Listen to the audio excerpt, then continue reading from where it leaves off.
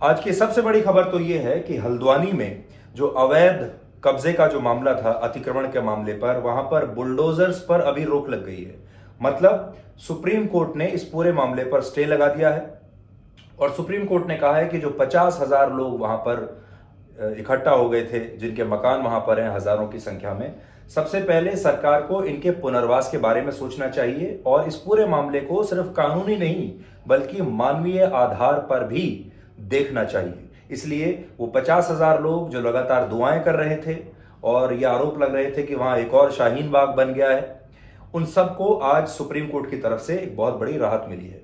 लेकिन बड़ा सवाल क्या है, इस तरह की कॉलोनी हमारे पूरे देश भर में फैली हुई है। बड़ा सवाल यह है कि इस कॉलोनी में जहां 50,000 लोग रहते थे, यहां पर सरकारी स्कूल भी थे, सरकारी अस्पताल भी हैं, मस्जिदें भी हैं, मंदिर भी हैं, बैंक भी हैं, सरकारी पानी की टंकियां भी हैं। अब आप सोचिए, अगर ये सब कुछ अवैध था तो ये सारी सरकारी अस्पताल और स्कूल वहां कैसे बने, पानी की टंकी कैसे बनी, बैंक कैसे आया? इसका मतलब यह है कि सरकारें भी इसके पीछे दोषी हैं। अब हमारी मांग यह है कि अगर ये इलीगल है तो उन सारे सरकारी अफसरों के खिलाफ कार्रवाई होनी चाहिए जिन्होंने वर्षों तक, दशकों तक ये कब्जा होने दिया। उस विधायक का क्या, जो विधायक इस कब्जे के पक्ष में है, हटाने के लिए नहीं कह रहा, इस क्षेत्र से कोई ना कोई सांसद भी है, उन्होंने इस सारे अवैध कॉलोनी को हटाने के लिए अब तक क्या किया है?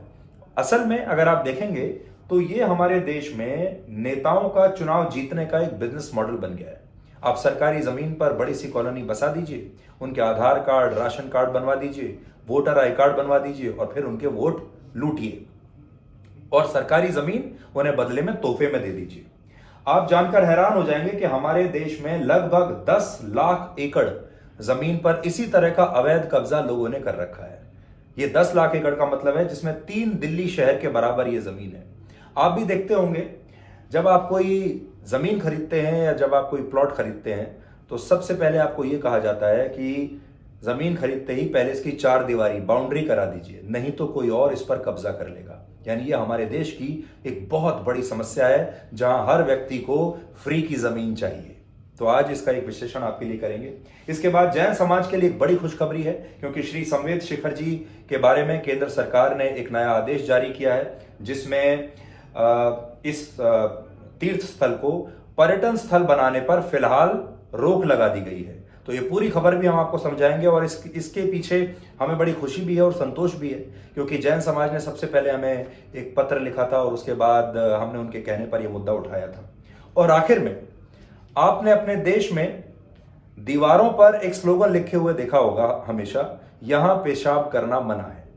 अब समय आ गया है कि हवाई जहाज में भी सीटों पर यह लिखा जाए कि यहां पेशाब करना मना है, क्योंकि हाल ही में जिस तरह से बिजनेस क्लास में एक यात्री ने यह काम किया है, उसने पूरे देश को हैरान कर दिया है।